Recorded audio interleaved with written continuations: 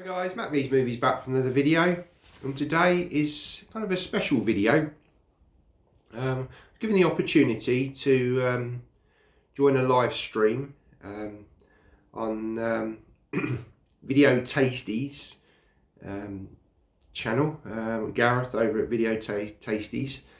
Please go and check out his channel. He's got a fantastic channel, and he kindly invited me on to actually ask some questions to his guest.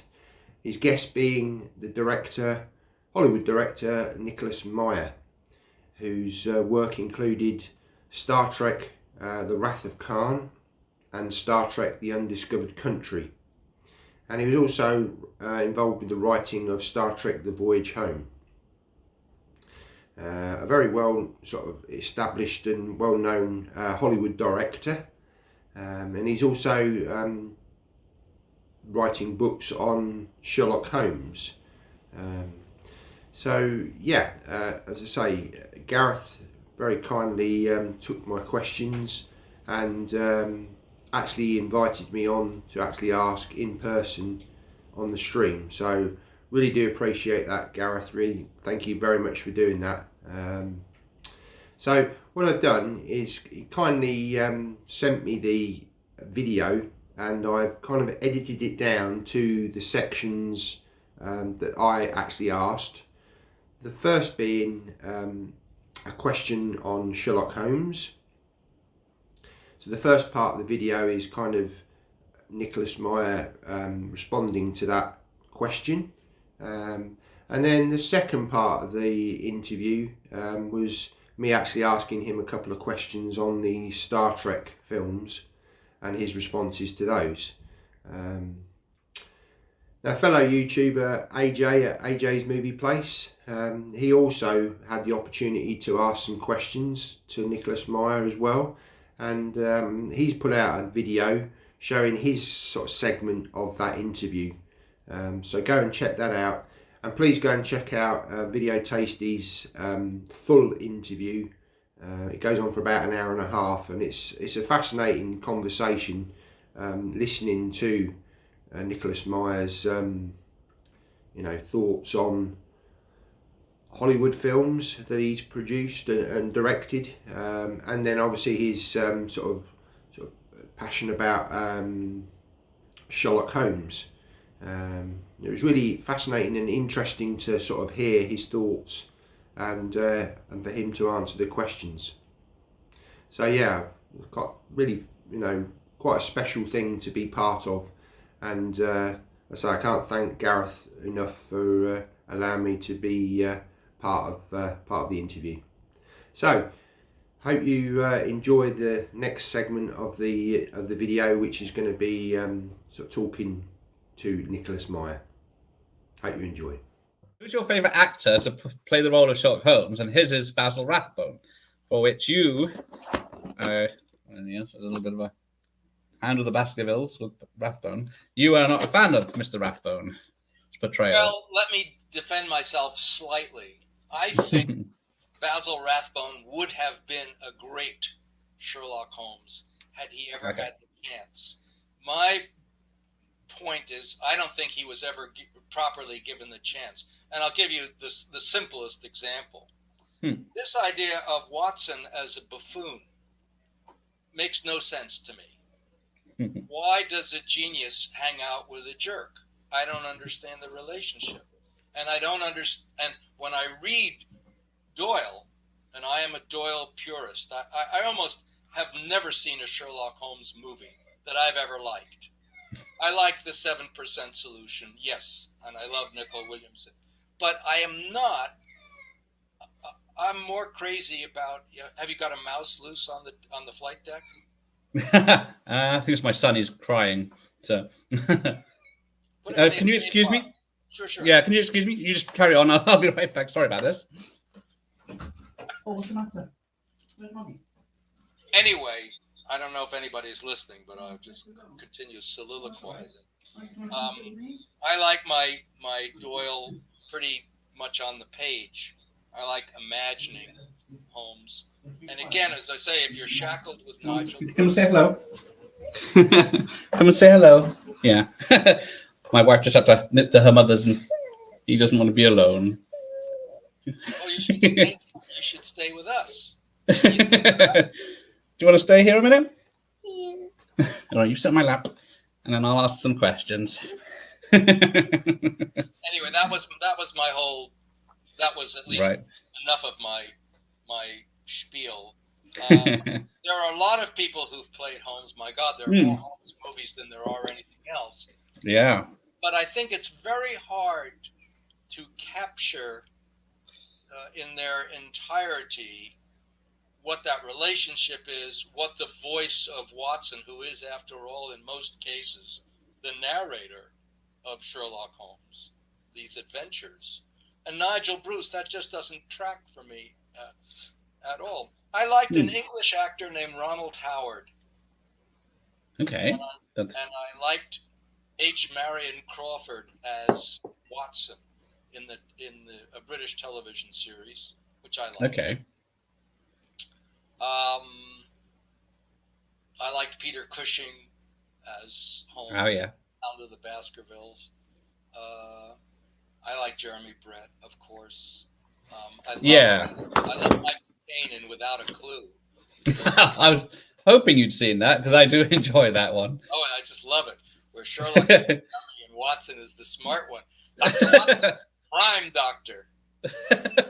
Maury bloody arty. But I understand you nearly, young Sherlock Holmes, you might have had it, if you'd have liked the thought of it, you might have directed it. I was offered, I don't remember if I was offered to write it, but I guess I was offered to direct it. And I said, what is it about? And the producer said, it's about how Holmes and Watson first met at school. And I said, no, they didn't. So, because I know how they met. Everybody who's a Sherlock Holmes fan knows how they met.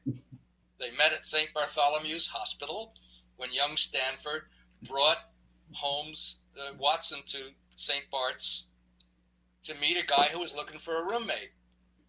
And Holmes looked at him and said, how do? You have been in Afghanistan, I perceive. And that's how they met. And I don't want to hear different. And I hate Right. the movie that says different. I do enjoy that movie, but yeah, it does veer violently. Missed it. Yeah, because The Hound of the Baskervilles is his most famous story, but he's barely in it. It's not the best. No. The best Doyle, if people are just interested, because I assume that more people have seen movies than read the stories. Yes. Yeah, but the stories are where the action is. That's where the good stuff is. The Devil's Foot, Silver Blaze, Speckled Band, the Red-Headed League, Red Circle, the Yellow Face, the Bruce Partinson plans, the Greek Interpreter, the Naval Treaty. These are the great stories. The movies make hash of it. Yeah. Well, that leads me to a crossover question with Data portraying Sherlock Holmes on Star Trek. How does that? No, you never saw the Next Generation ones. Yeah, he plays it a lot like Rathbone. So. Well, as I said before, Rathbone by himself, if they had, if they had not sort of turned it into camp, I think he had all the physical qualities that were probably right. Here's another thing to think about. When you look at actors on the screen, there are actors where you can see the wheels going round, where you can see them thinking. And then there are actors that really don't let you in. When you look at, I'll just, take a classic example, somebody like Gary Cooper or Cary Grant, you can see these people thinking. You can see them feeling. It's in their face, what's going on. And then there are other actors that you can't see what's going on. I would think that an actor who plays Sherlock Holmes, it's very important to be able to see those wheels going round. Right. And I might hazard a guess that with Basil Rathbone, I don't see it. I see somebody who looks like Holmes, somebody who talks like Holmes, but I don't see the wheels going round. The face is kind of mask-like. He says the lines. You know, with Nicol Williamson in the 7% Solution, whether he looks exactly right, you know, a sidebar, by the way. If you look, if you read Doyle's description of Holmes, he has a beak-like nose, a hawk-like nose. He's not a conventionally handsome person. And very few actors, I think, do the nose. If Olivier had played him, Olivier was crazy about noses. He would have done the nose. What about the Deerstalker hat? Because that's something that came after the original stories, but that's on your the pictures of your books. Well, my books have a problem, and that is that up to now, there's a coming exception. I have never used the words Sherlock Holmes in the titles because Watson, because Watson never uses Sherlock Holmes in the title. Right. So that's why they always illustrate with Holmes and the Deerstalker to show people that this is a Sherlock Holmes book without saying it. Okay.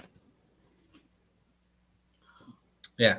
The Deerstalker, you know, Doyle does not use the phrase Deerstalker. He uses a sort of an ear-flapped traveling cap.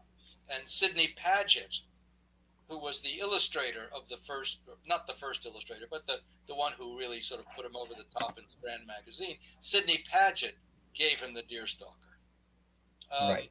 Similarly, Holmes never used a curved pipe. He's never described as having a curved pipe. But when William Gillette, the American actor who was the first to portray Holmes on the stage, he found that talking with a straight pipe coming out of his mouth lowered the center of, you know, it was hard to talk.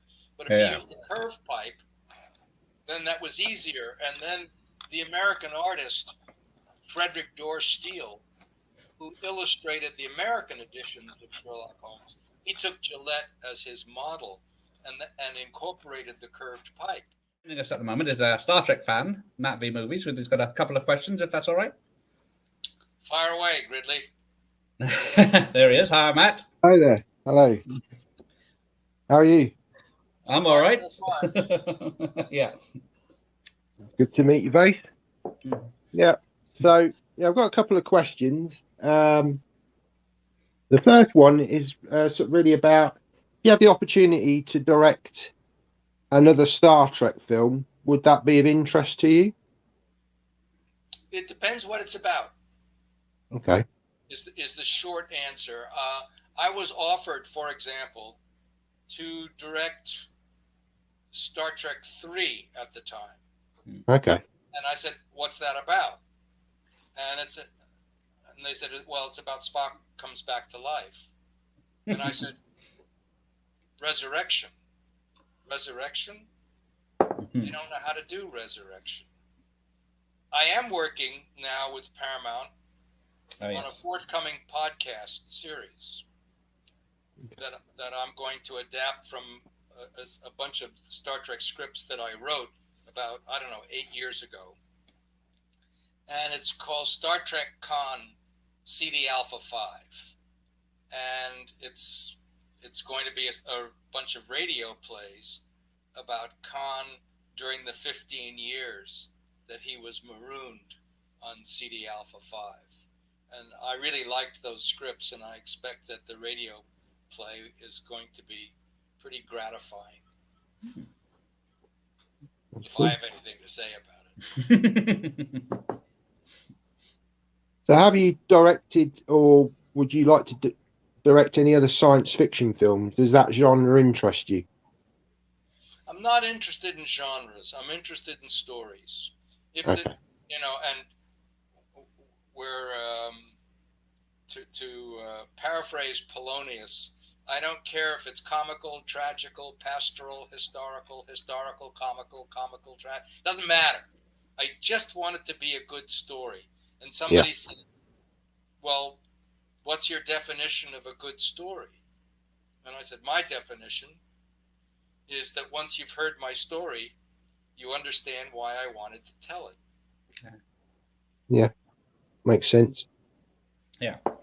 So I've never cared whether it was historical or comical or science fiction or set in the future, set in the past, set in the present, set in a laundromat. I don't care. Yeah, that's great. Wanna... When you worked on Star Trek 2, were you given quite a free rein, or was Yes. Gene Roddenberry quite insistent that he wanted a particular vision, sort of, route that you had to follow, or were you given quite sort of a good license to sort of do what you wanted? Let me preface my answer by admitting that my memory is very good, but it is not perfect. And I found this out the hard way, because people used to ask me, what was your interaction with Gene Roddenberry on, well, I had two. One was on 2 and the other was on 6. And I said, well, on 2, he didn't have anything to do with the making of the movie. He got a credit, but because many of the problems that the first movie had, and I'm not the one to criticize, but the budget overruns and the script, whatever those things were, they were to some extent, he was the guy in charge, so he had to take the heat. And the result was that he was, in effect, said, you can get a credit on this. Of course, you'll get a credit. You created this thing, but you're not going to have anything to do with the making of the movie. My recollection is that I went to meet him, to shake his hand, to whatever, and I didn't recollect anything else. Then I went back to the University of Iowa, which is my alma mater, and they showed me a Star Trek exhibition at the library where my papers are kept. And there I was absolutely confounded to be confronted by a lengthy, rather toxic correspondence between me and Gene Roddenberry over the script, which he hated. Oh, wow. And I could read that my memory had been imperfect. I had really blocked this whole thing about how much he didn't like it. He didn't like 6 either, by the way. Except that, and he saw it very shortly before he died, about 3 days. And he in both cases, I think, a lot of his objections, once he saw the movie, he said, oh, this kind of plays better than I, thought it would or something. But I remember that in one of his, in this memoranda, which I've since been confronted with, he objected to Kirk shooting the CD Alpha eel when it comes out of Chekhov's ear, saying, as a scientist, he would never do that. Well, to Anyway, protect everyone, I would shoot. Yeah, shoot that fucker. Yeah. I wasn't going to mention it, but it's giving me issues with my ears, that scene. Anyway, so that's the answer, is that, he wasn't part of the filming, that's for sure, of any of the things that I worked on. But I did block all that those memorandums were not so pleasant between the two of us. Right. Cool. Okay. Thanks, Matt. Yeah, thanks very much. Thank you. Okay. See you later. Thank you. Bye-bye. Bye. Bye. Okay. Right.